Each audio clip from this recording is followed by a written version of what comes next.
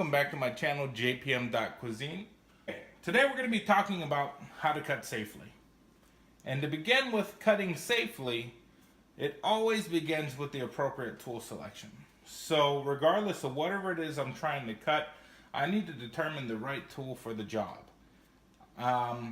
Sometimes people are intimidated by the larger kitchen knives, so they tend to use something smaller like a utility knife, or maybe, whatever is the smallest knife that they have in their arsenal, maybe a paring knife or something like that. But a lot of accidents can happen when you choose the wrong tool for the job. Take this beastly knife here. Not something I'm going to be peeling with because it's a little bit beastly. It's rather large, it's intimidating, but I mean, if I'm cutting into a nice rack of ribs, a really big brisket, or I'm trying to maybe cut a watermelon, things of that nature, this knife is going to be more appropriate for that than me using something smaller. But for today, these are just a few of the items that we have. I'm going to go ahead and clear off, and we're going to assume that we're cutting just a bunch of vegetables. Okay, when we're looking at some of these knives that we have on the board here, even considering these two, these are paring knives. They're just not the traditional paring knives. It's a bird's beak, and we have a sheep's hoof. But we've got some basic type of fillet knives here, a chef's knife, a Santoku, a nakiri, and a cleaver. And for the most part, they're all sharp and they do the same thing. However, some things are built and designed for a little bit better tasks. The ones, these two are more specialized, I'd say, require a completely different kind of training and skill set in order to master. I don't imagine very many people are going to be walking around with 7-inch cleavers. However, they're really useful if you do have them. But for the sake of today, we're going to talk about the more common knives that we see in our kitchen. So I'm also going to take out the nakiri, which is a very good and comfortable knife for using on vegetables. How many times have you seen somebody go into the kitchen, have to cut an onion, and pick one of the smallest knives that they have on their block? I have. That's typically my wife, who uses either a utility knife or a paring knife to do the majority of her jobs. And she can get them done, but they're not necessarily the safest approach. This knife obviously has a little bit more flex in it. This is similar to sort of a boning or fillet knife, but while it's sharp, it's not very good at chopping. So we're going to take this one out because we might want to do some chopping. The paring knives, very good for paring and peeling, as most people have found them. These are a little bit more advanced since they use a different kind of blade on the end. We have the sheep's hoof and the bird's beak. Not very common in most kitchens, so I'm going to take them out. So today we're going to be talking about the 8-inch chef and the classic, I believe this is a 7-inch Santoku. So a Santoku blade, this has the Kugelschliff, or the hollow ground, very common feature to help create air pockets when slicing things like potatoes, versus most commonly on a chef's knife, we're just going to have a smooth surface. As you can tell, these are very different. A few things to notice specifically about these two knives is not only the contour. This one has a sharper point versus this one, which is more rounded. And the grips are different, but mine have bolsters, so they're more comfortable for me in terms of using a pinch grip. It's not for people, as I've seen recently, bolsters don't make knives safer. They don't help with people who are clumsy, as some people have said in videos. These are ergonomic features for comfort. Okay? That's how I find them, that's how I use them. If somebody else thinks differently, that's fine. But the way that I use bolsters aren't as a crutch, they're more for comfort, especially when you do a lot of cutting and use a pinch grip technique, which I'm going to showcase mostly today. Okay, So, given these two knives, they both have sharp edges and they both are designed to cut. The Santoku obviously can do very similar to a chef's knife, but it's got a little bit of a different action. Chef's knives have a round belly. The Santoku's almost typically flat with a very gradual curve on their belly. So the chef's knives are going to perform some actions of chopping a little bit better. They're going to give you a little bit more precision in the tip so that if you're trying to do some kind of dices and stuff like that, you'll be able to use this part very differently from using this part. Whereas the Santoku is going to provide a very good slicing edge, but comparatively very similar. These right here are the two most common knives that you'll find around the kitchen. So when we're talking about cutting something, let me move these out of the way real quick. We're talking about creating first a stable surface. And if you notice, I have a chopping board on top of a chopping board. I've got a plastic NSF cutting board that I typically use for everything because these are easy to throw in the dishwasher if you have to. These are easy to remove and wash and turn as opposed to the large wooden cutting boards that I use occasionally. I use primarily for plating, maybe for slicing, but only when these are dirty. And if you can notice, I've put some use into this. Now taking away the board, you'll notice I have a grip pad that I put down almost in every situation when I'm using the whiteboard. Occasionally, if I'm not using this pad, I'll use a wet rag, which will do exactly the same thing, but it's going to create a stable, non-slip surface for the board itself. So when I'm trying to cut something, I don't have the board wobbling or moving around when I'm trying to do something. So as long as my surface is flat and secure, I'm going to minimize the risk of me cutting myself when I'm doing something like cutting an onion or some kind of vegetable. Okay? So with that in mind, whenever you're cutting, always use a flat, stable surface. So you'll notice I've got several different vegetables here, different types of vegetables, all with different shapes. You'll notice the profiles are very different, but we can utilize the same knife to perform the same function on a number of these. So I'll put down the Santoku knife and I'm going to stick with the chef knife for most of this demonstration here. When we're cutting, whatever it is we're cutting, depending on whatever it is we're trying to cut or how we're trying to cut it, we need to establish not only a flat, stable surface to cut on, but a stable surface on the object in order to minimize it from rolling around and turning on us so that we don't end up taking a knife to ourselves, okay? So if we're trying to cut a potato into thin slices, like for chips or maybe for a gratin or something like that, we don't want to cut on the side where it's going to roll around on us. We want to make sure we find the most stable surface, and if that means that we have to cut off a little bit of the potato or the vegetable in order to give us that stable surface, so be it. It's okay. Presentation's one thing, safety's another thing. Until you become more comfortable with cutting on different profiles or different textures and different shapes, I would create a stable surface so that you don't cut yourself. Now, if you're watching TV or you see a master chef on TV, you know, most of the time they're just going to cut through things and they're not really going to have to stop and think about it. But for us today, I want to make sure that we stop and think about what it is we're doing and what we're trying to accomplish, so that we can ensure that we're doing it safely.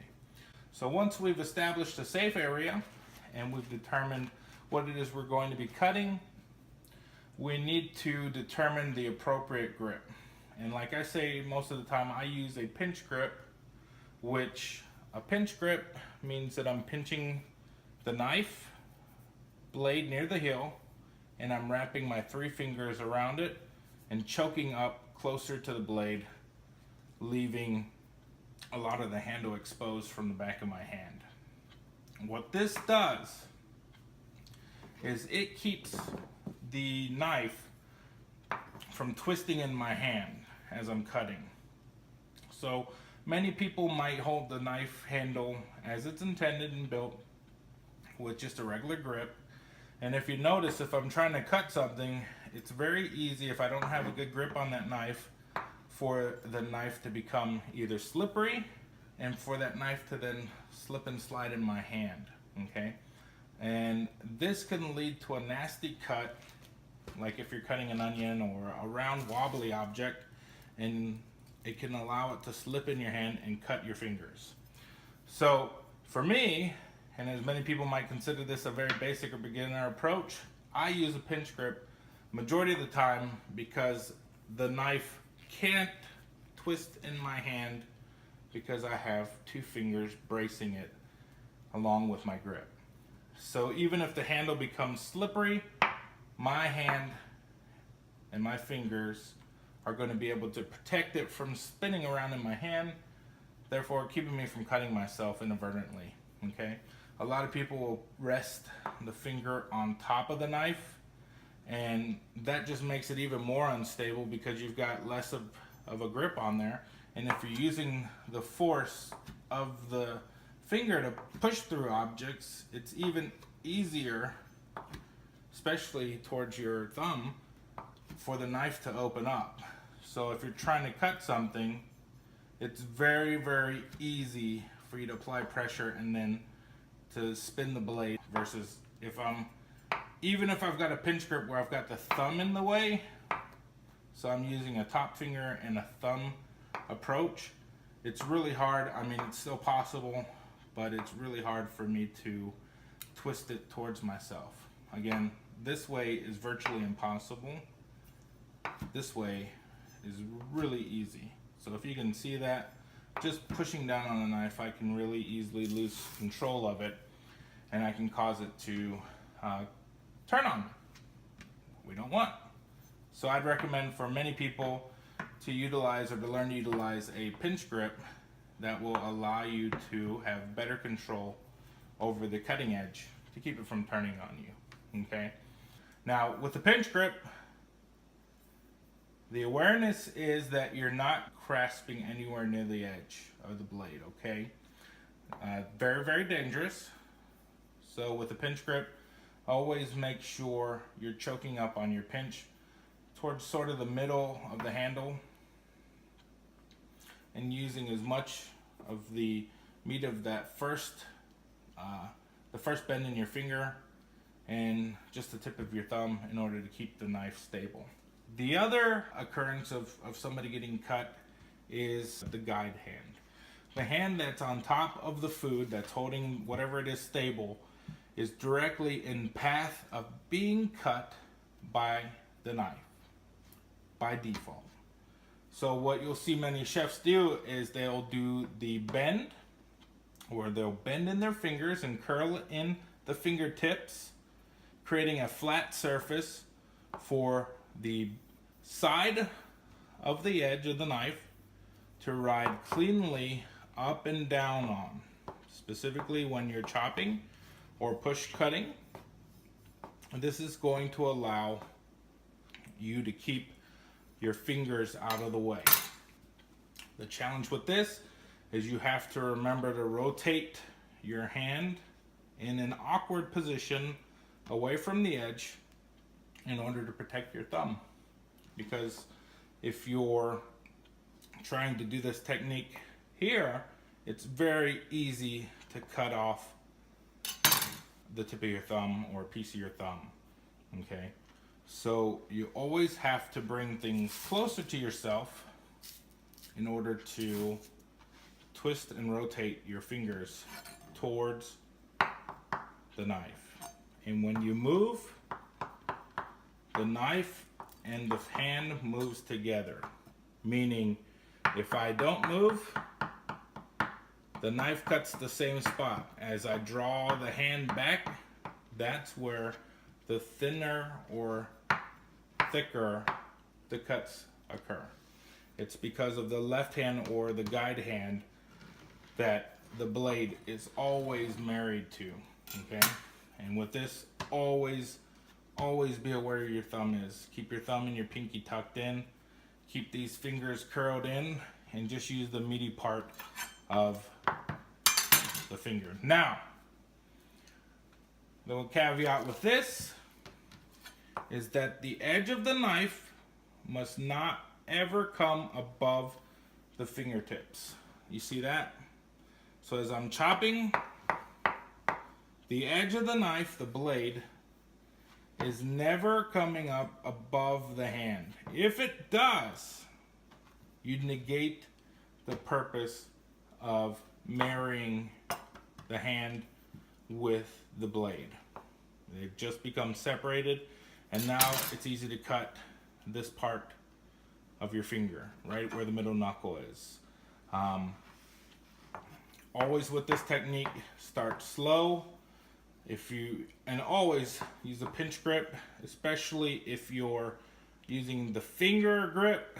If you're marrying them, it is so easy for you to dig into your finger and to cut your knuckles at that point, okay? So we want to make sure we're always cautious and careful when we're doing that.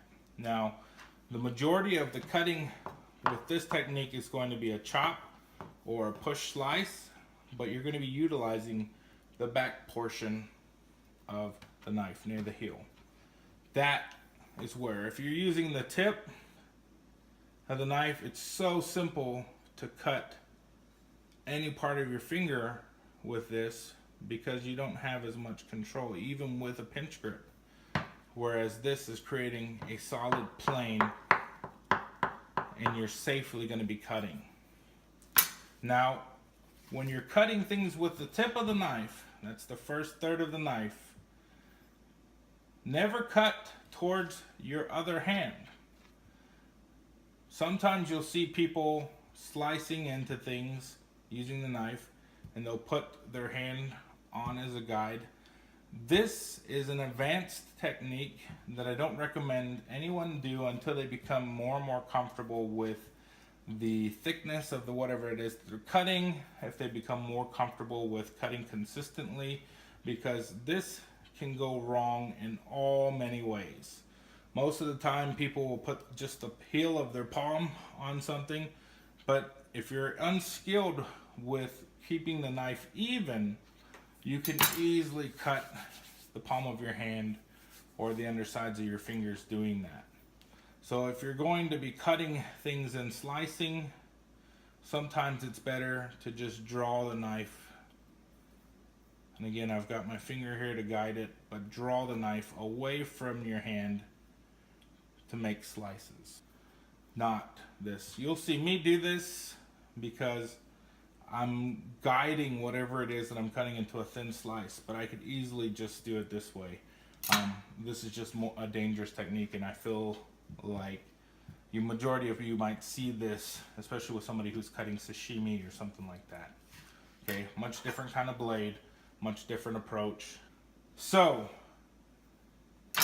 you've got a stable surface, you've got a stable object or stable object side, you've got a good grip, correct technique, your other hand awareness, and you've selected the appropriate tool for the task itself.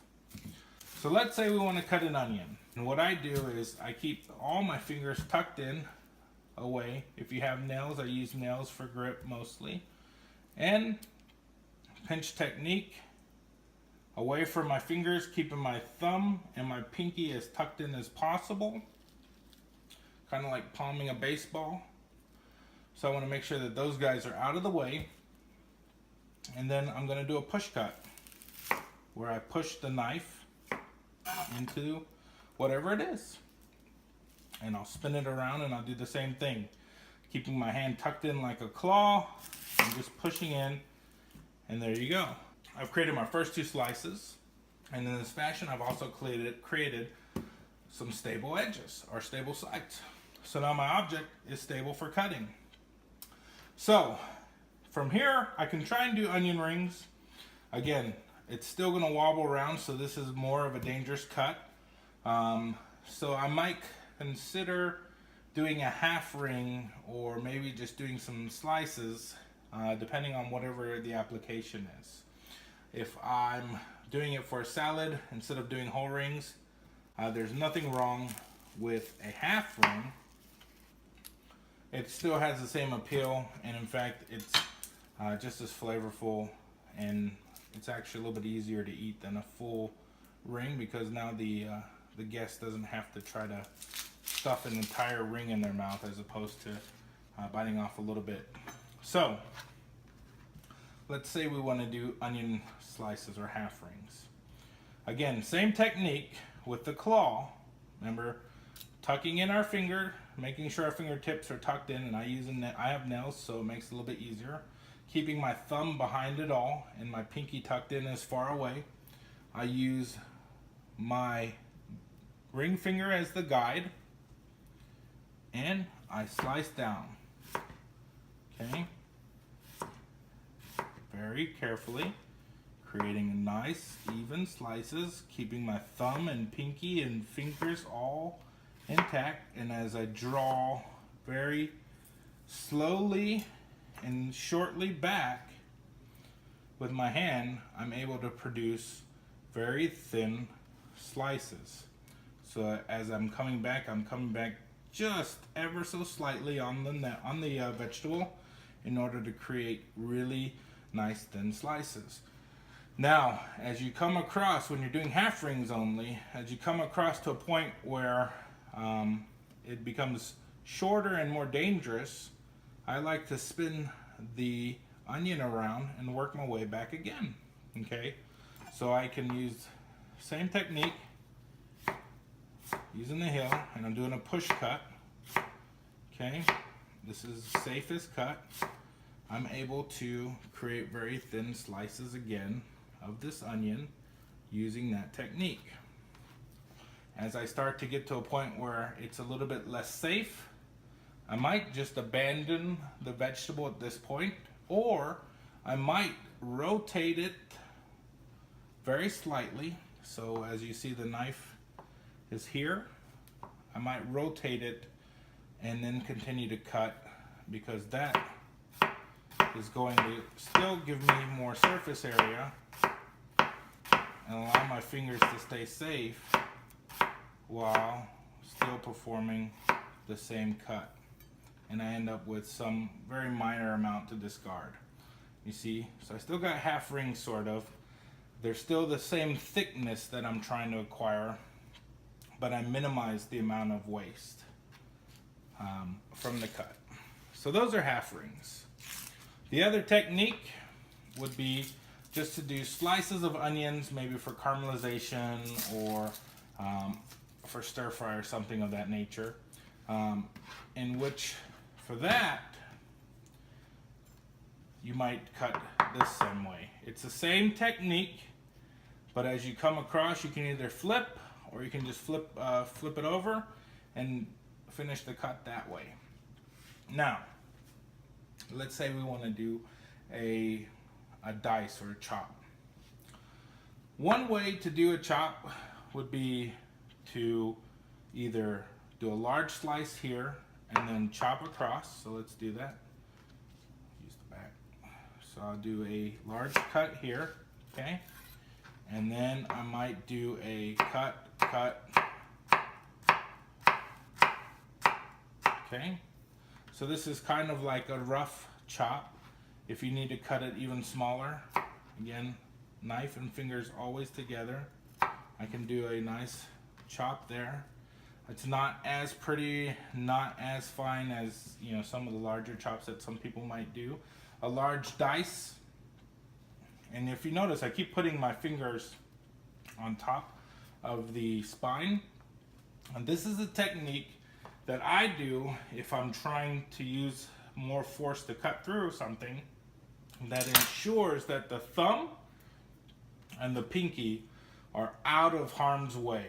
If you're just using one hand to try to chop through something very abruptly or very sharply, your thumb and your pinky can be in the way of that. So as a precaution, always take the palm of your hand with your fingers out of the way and even raised up in order to use extra force to try to chop through something. So let's say we want to do a fine dice. Okay, one technique is to cut across lateral cuts all the way through the surface, and then longitudinal cuts all the way across the top using the tip. So if you were to do that, very carefully, again, thumb and pinky out of the way. You can either utilize the tip if it's sharp enough to draw through, or you can push the bottom or the flat edge of the blade through. And again, if you notice, my palm is up, my fingers are up. Okay, being very careful as you reach to this part. Okay, you want to keep your fingers out of the way and tips out of the way, and you're just using the knife. You're not applying any additional force to try to get through it. You're really just cutting the surface using minimal amount of force and pressure here in order to just score it. That's why a sharp knife is key for this. A dull knife will not do this. Now, same technique with the tip only. We cut across, and I'm moving my fingers out of the way, only using the nail as the guide if I have to. Using a pinch grip technique as well. Okay, thumb out of the way, pinky out of the way. Very concerned. Now, the hard part is when you get here, where I have to turn the onion no longer in the way that it was, and I have to be very cautious of the tip in order to cut into the onion as finely as I'd like. Remember, the more cuts lateral and longitudinal, the smaller the dice is going to be. And then I'm back to the same technique where I'm pushing the entire knife across in order to get very fine diced onions. See that? Now, the one thing you don't notice from this technique, or you might not notice from this technique if you've never done it, is that there is a lot of waste from the rest of the onion where you haven't cut through all the way, and that's fine. You can either continue to cut in here until you get thin slices and then dice them yourself. So just continue to cut until the point where you're just getting now slices, and then that might be where, remember, switch to the hand, you're going to do a rocking motion, but you're going to keep you're going to use a pinch grip. You're going to keep your hand on top, pinky up, thumb up, keep everything safe. And then we're just going to do a rock. This is that rock chop. Okay? So as I'm rocking across, I'm just doing very fine minced onion. So here is a minced as opposed to a diced onion, but it looks similar, so you can get away with it, okay? That way you can have something that looks almost similar to a nice dice, specifically as you guys are practicing. Most people won't notice the difference. It's only when you're doing some kind of fine plating or something that you have to be more precise in the cut. So here's how you do your thin ribbons slices, your thicker chops, your dices, and more of a minced onion using the same technique, using your chef's knife. Okay, you can pretty much accomplish the same thing with the Santoku knife.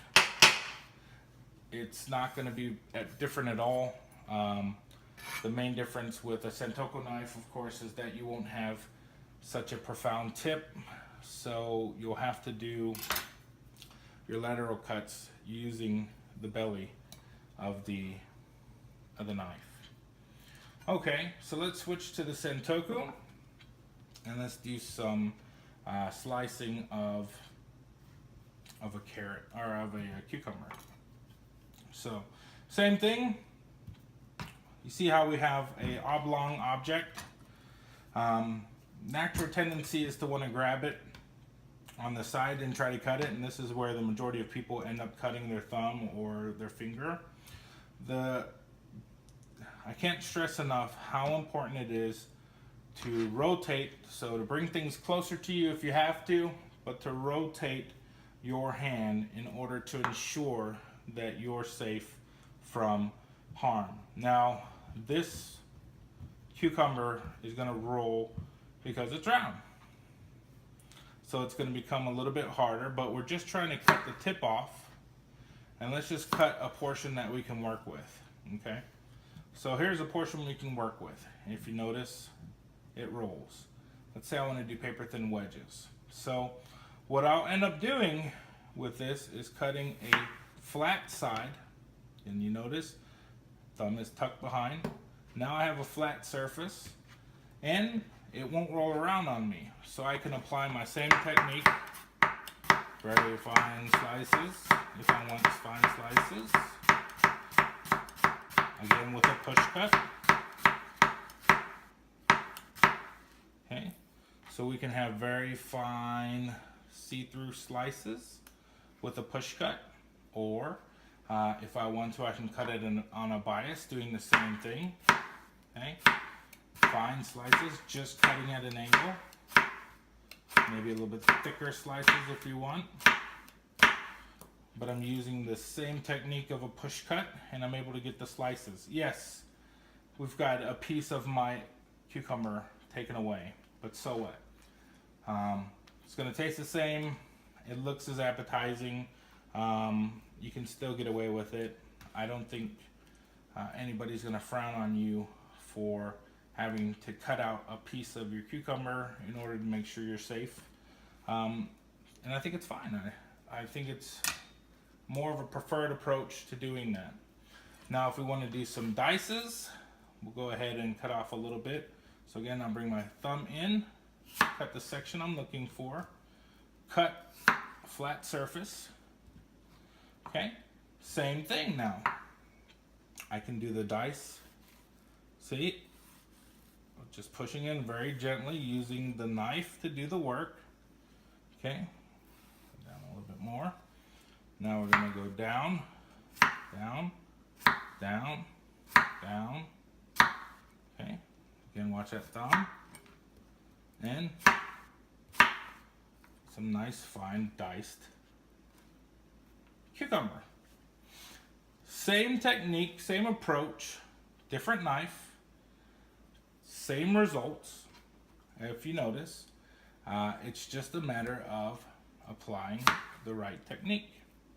Always keeping awareness of this other hand and ensuring that the blade stays safely intact with the hand. Now, if you notice, the cutting surface of the Santoku and this Kuma, you get a lot more surface here, which means you've got a lot more control even near the tip. So this might be ideal for some of you who haven't considered or have considered using a Santoku, is that from the very tip to the very heel, you'll get the same cutting experience as opposed to using a chef's knife, where you'll want to be aware that at the front of the tip, there's a greater chance for harm to yourself if you're trying to do a slice, okay? Let me know what you think about this video in the comments. If you guys want more like this, if you want me to do additional series using different knives, I can even go into more advanced techniques, whatever you guys like. And as always, thanks for watching, and we'll see you in the next video.